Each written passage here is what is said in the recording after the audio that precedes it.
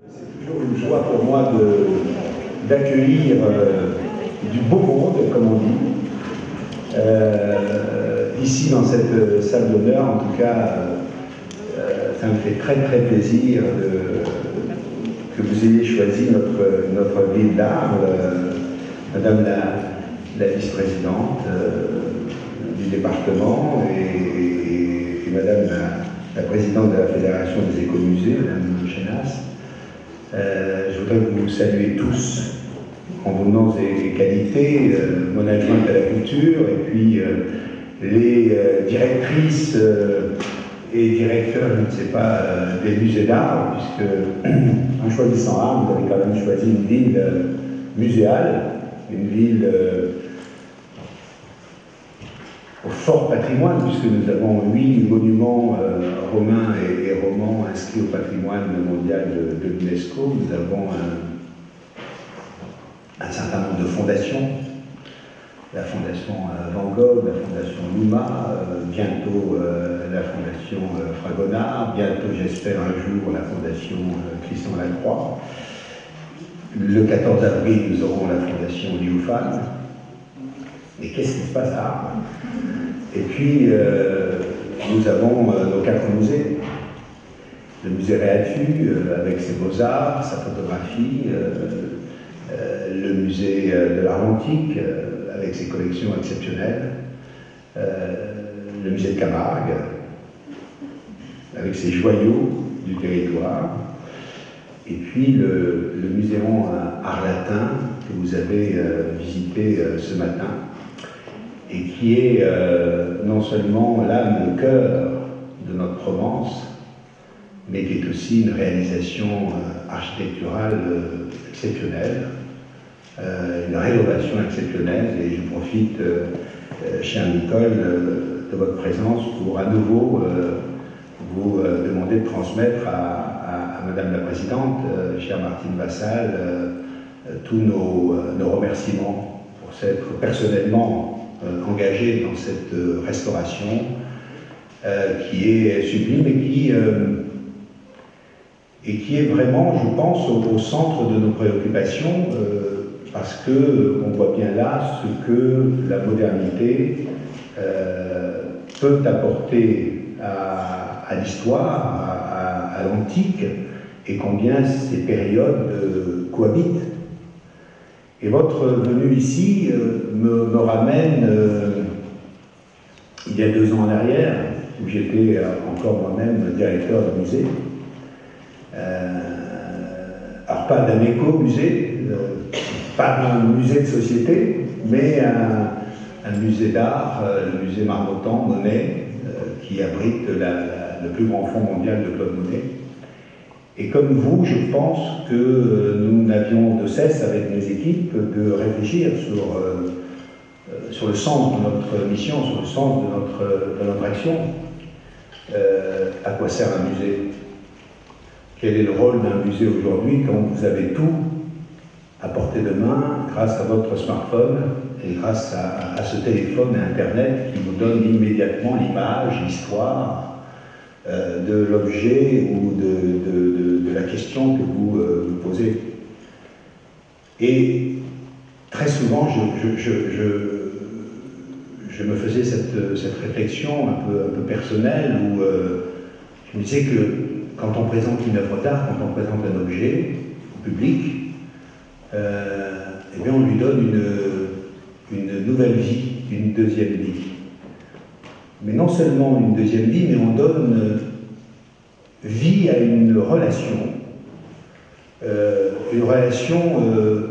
entre l'objet et son créateur, entre l'œuvre d'art et son créateur, une relation entre l'objet et son époque, et puis une relation entre cette époque-là et la nôtre.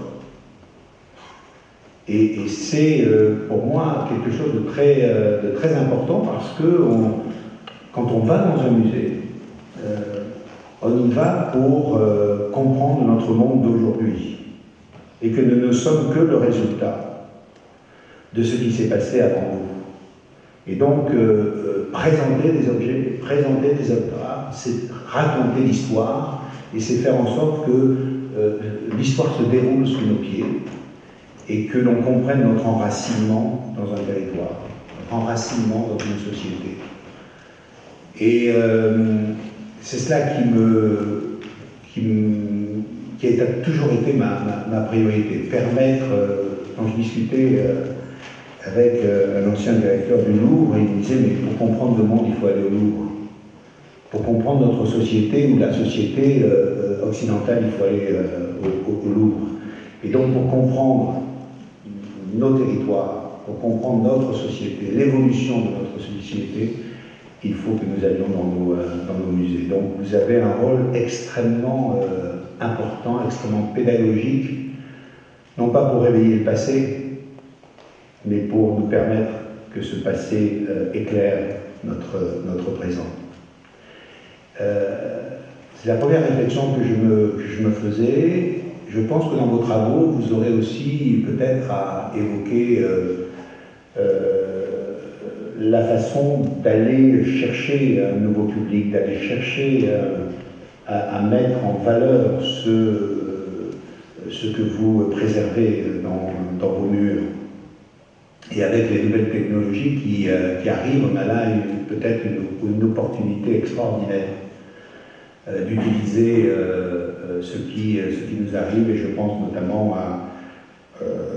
aux images 3D, à la réalité augmentée, à l'image immersive, qui peuvent aider les directeurs que vous êtes et les conservateurs que vous êtes à faire passer votre propos muséal plus facilement. Je pense qu'aujourd'hui, on a la chance, avec ces nouvelles technologies, d'en faire une arme considérable et une aide considérable à la compréhension. Et c'est la raison pour laquelle Arles aussi veut s'engager dans l'industrie culturelle créative. Après être la capitale de la photographie, nous espérons être un jour un phare de ces nouvelles technologies, de ces nouvelles images, et que ces images-là n'auront un sens que si elles portent un propos muséal, un propos historique, un propos scientifique. Et c'est la raison pour laquelle je vous invite vraiment à réfléchir sur ces nouvelles technologies. Voilà ce que je voulais vous dire en amont de vos réflexions, en vous disant encore tout mon plaisir de vous recevoir et tout mon respect, parce que ce que vous faites là est formidable, considérable. Et pour avoir, je vous dis, dirigé un musée pendant 7 ans, je me suis rendu compte de l'énormité de votre tâche et du rôle important de votre tâche. Donc merci de votre présence, merci, bonne route, bonne réflexion, bons travaux. Et cher Nicole, je vous cède la parole.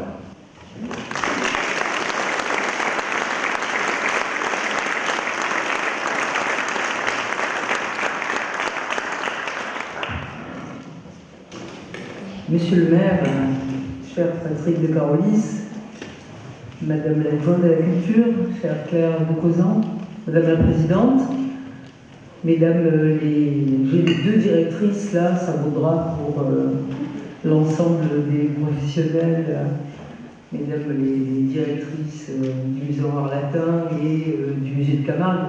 J'associerai Romy, oui, aussi par chauvinisme départemental, puisque je suis ici ce matin pour représenter la présidente Martine Vassal, présidente du département des Bouches-du-Rhône, en tant que vice-présidente déléguée à la culture. Et c'est un réel plaisir d'être là ce matin, d'abord parce que c'est toujours un grand plaisir de venir à Arles, vraiment pour la richesse culturelle de ces grands monuments dont le maire parlait à l'instant, mais aussi de ces grands projets bien ancrés dans le présent et l'avenir, comme vous venez de l'esquisser à l'instant.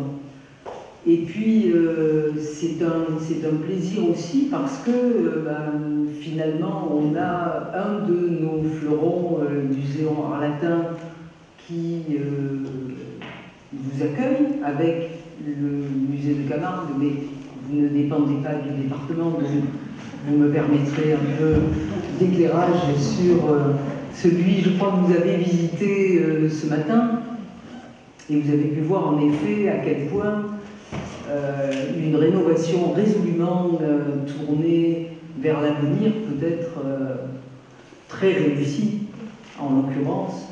Alors, Madame Serena disait que ça avait mis le temps quand même, hein. Et elle a raison, parce que souvent l'impatience des professionnels prouve leur attachement au projet qu'ils défendent. C'est aussi un plaisir de vous retrouver aujourd'hui parce que les trois termes, en fait, à partir de l'exposition, vos trois thématiques résonnent aussi pour le département, en particulier quand on parle d'héritage.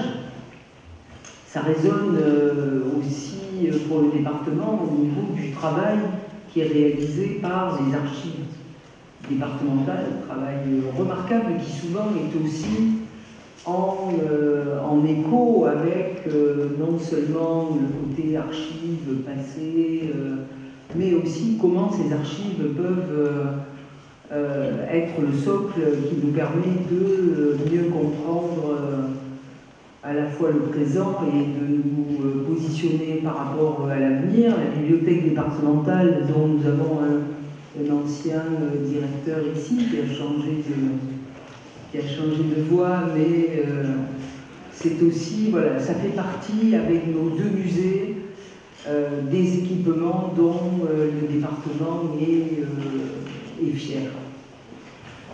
Et quand on parle d'héritage, pour rester sur le premier terme, c'est vrai que c'est continuer à faire vivre une histoire commune. Et je sais que vous avez dans les écomusées ce souci permanent de garder l'homme, l'humain. Se méfier maintenant quand on dit l'homme, dire la femme aussi. Donc l'humain au cœur et l'humain et les territoires.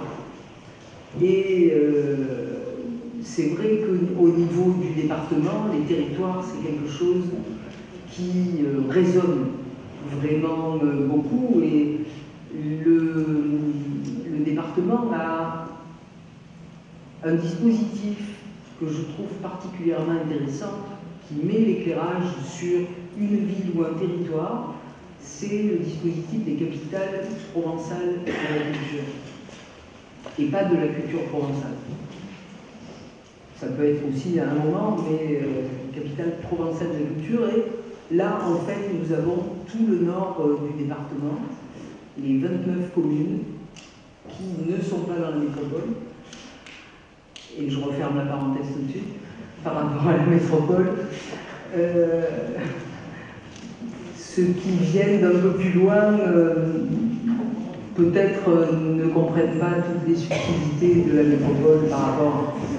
Mais je peux vous dire que les locaux, eux, la saisissent immédiatement. Donc, nous fêterons donc avec ces 29 communes, et elles seront mises à l'honneur au niveau de ce temps de la capitale provençale de la culture. Et il y a des richesses, croyez-moi, vraiment insoupçonnées. Une minute sur aussi votre réflexion sur la programmation. Parce que c'est vrai qu'on soit élu ou technicien, la programmation, le moment d'exposition, avec les publics d'ailleurs, qui est votre troisième thème, sont vraiment les choses qui nous préoccupent au quotidien. Et vous et nous, qu'est-ce qu'on programme? Pour qui on programme? Est-ce qu'on tombe bien? Est-ce qu'on ouvre assez? Qui vient voir notre exposition? On a tous, en tant qu'élu local,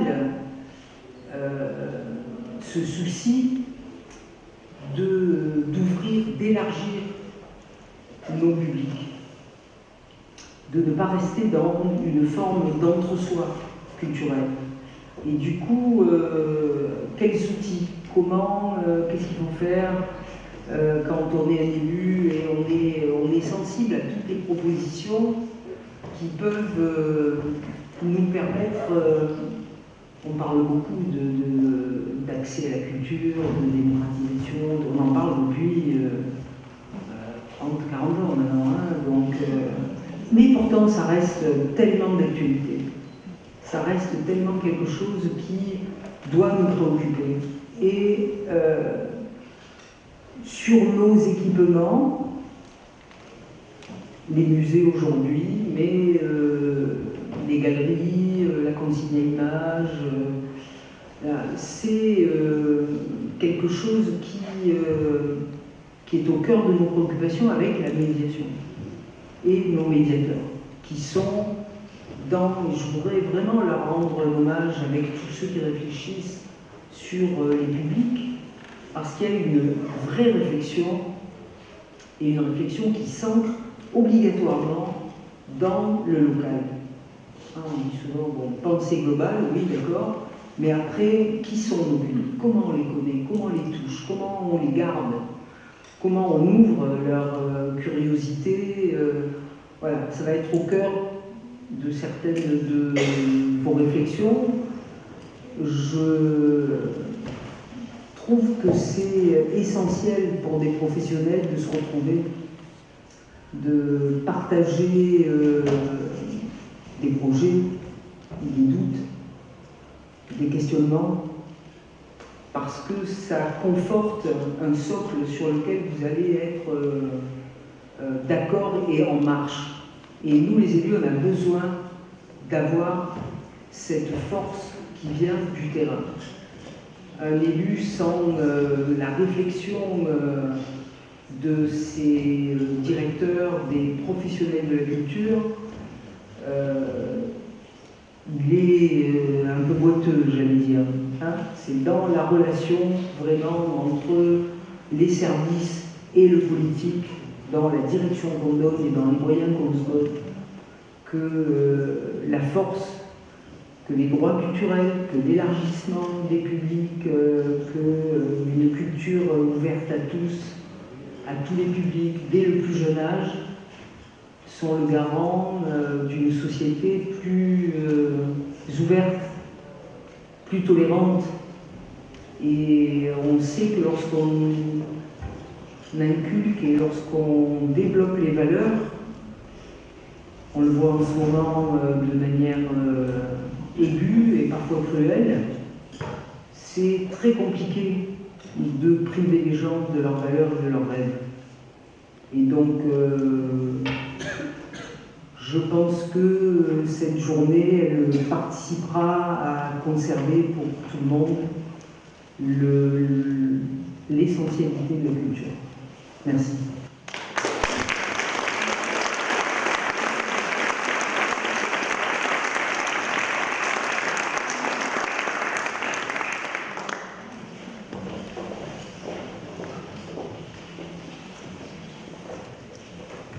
Voilà, je vais essayer d'être brève, puisqu'effectivement on a un bon temps d'échange à suivre. Et je vais commencer, puisque je viens de Bretagne, puisque en étant également présidente de la Fédération des écomusées, je suis moi aussi responsable d'un musée à Rennes, le musée de Bretagne. Et je voulais saluer les élus ici présents, monsieur le maire, madame la déléguée en charge de la culture, madame l'adjointe de la culture, avec un merci brasse d'or. Je traduis, merci beaucoup d'être présent. Il y a quelques personnes dans la salle. Voilà, vous avez mentionné l'importance. Voilà, vous avez évoqué cette question de la culture qui infuse nos sociétés, de sa place.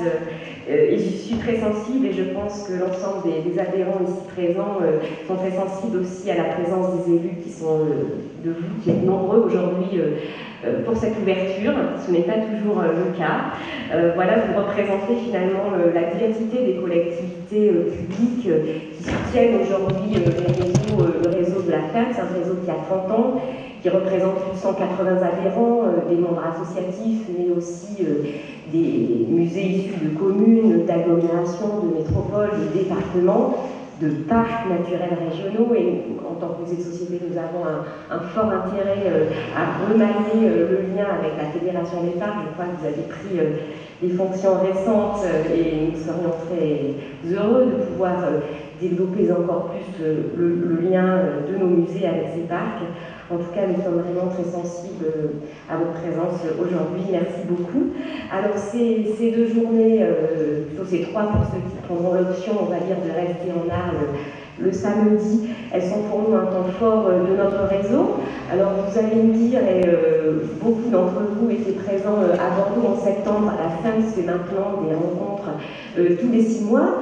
Pourquoi ne pas continuer? Alors, ça serait bien. C'est vrai que si le ministère de la Culture, excusez pour les raisons voilà, de réserve électorale, mais représentée par Bénédicte Roland-Guillemot, voulait bien nous accorder des subventions complémentaires, nous serions heureux de pouvoir en organiser plus souvent. En tout cas, ces rencontres sont pour nous un temps très important pour notre réseau, puisqu'elles nous permettent déjà de nous extraire de notre quotidien, voilà, de nous sortir de la vie de nos musées, qu'elles soient à la régie, à la médiation ou à la direction des établissements. Elles permettent aussi de cultiver l'ouverture, qui fait partie des valeurs importantes de notre réseau. Cultiver l'ouverture, parce que l'échange, ça inspire, ça permet également une vision critique des projets des uns et des autres, ça permet parfois de faire bouger les lignes. En tout cas, je pense que c'est enrichissant pour tous. Et je voudrais citer, puisque c'est une phrase, je cherche Dominique du Regard, une phrase que j'ai notée hier dans sa présentation devant témoin, et je pense qu'il est tellement en phase avec les valeurs de la FEMS. Un musée sans les publics, ce n'est pas un musée, c'est un cabinet de curiosité.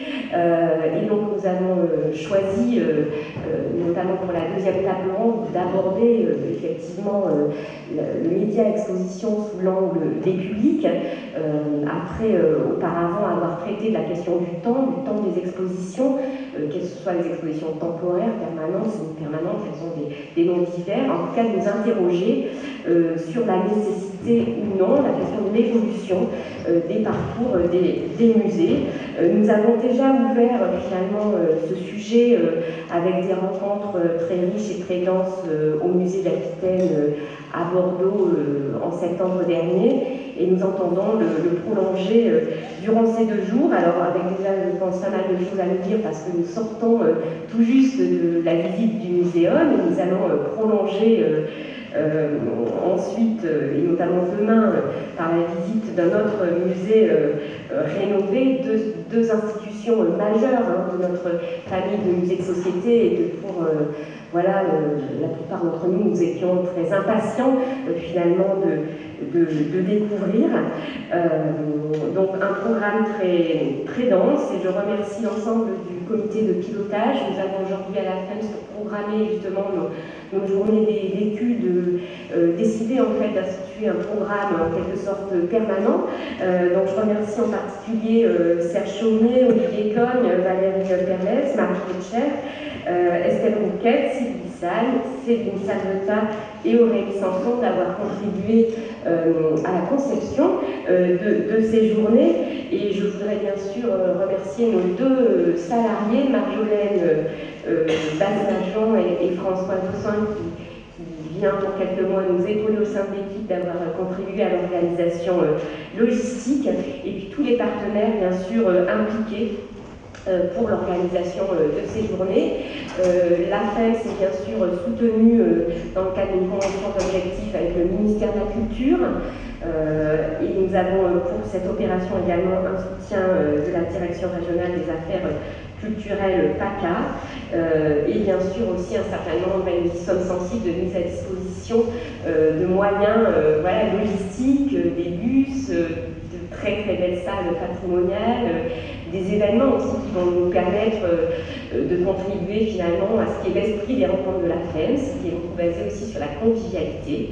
Et je crois que c'est particulièrement important, après 2 années de rencontres essentiellement en distanciel, en visio, de renouer avec on va dire, la vraie visite du musée, puisque vous le soulignez, les nouvelles technologies, la médiation numérique qu'on a pu voir au muséum ce matin, ce sont des éléments voilà, importants, mais ça doit aussi s'équilibrer avec la relation humaine. Je voulais dire un dernier mot sur justement qui est présent, puisque nous sommes très heureux d'avoir plus de 110 personnes aujourd'hui qui sont réparties sur ces 2 jours de rencontres, dont une grande partie de nos adhérents du réseau de la FENS, mais aussi une partie croissante de non-adhérents. Et donc, j'ai eu l'occasion d'échanger voilà, avec les étudiants, mais aussi avec des structures qui compagnonnent depuis plusieurs années avec notre famille de musées, les écomusées et les musées de société. Et sachez que la FENS est un réseau ouvert et nous sommes en tout cas très heureux que voilà, des collègues comme les collègues du musée départemental de l'art antique ou d'autres musées en tout cas soient intéressés par nos rencontres. C'est en tout cas un signe pour nous de la pertinence finalement des thématiques que nous abordons et de la vitalité de notre réseau. Voilà, un grand merci en tout cas à Arles de nous accueillir et donc je déclare ces journées ouvertes et nous allons donc sans attendre finalement inviter et ouvrir finalement nos rencontres avec deux intervenants avant les tables rondes de cet après-midi. Sylvie Sagne, qui est chargée de recherche au CNRS et qui a par ailleurs accompagné le Muséum Arles-Laffèvre pendant plusieurs mois, sinon années, autour d'enquêtes des publics pour justement questionner les perceptions du Muséum Arles-Laffèvre, suivi d'un autre arlésien, Daniel Jacobi, professeur émérite à l'Université d'Avignon, qui viendra nous parler de l'exposition, poser la question, est-ce un média éphémère ou un média durable? En tout cas, merci à nos intervenants de ce matin et merci à vous tous d'être présents.